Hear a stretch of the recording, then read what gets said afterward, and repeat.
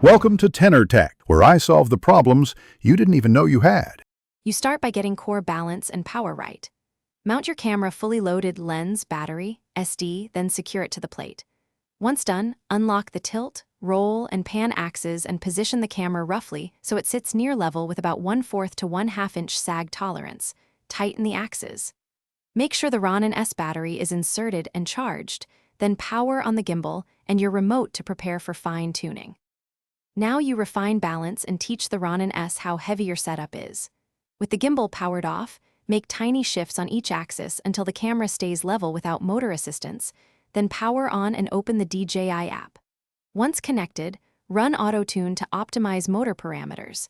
If prompted, perform an IMU calibration on a flat, vibration-free surface to align sensors. Then set motor strength to the appropriate weight class, save a profile, and test simple pan and tilt moves to confirm smooth response. You're ready to shoot and wrap up correctly.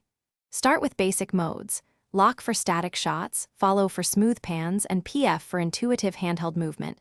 Tweak follow speed and deadbend until motions feel natural.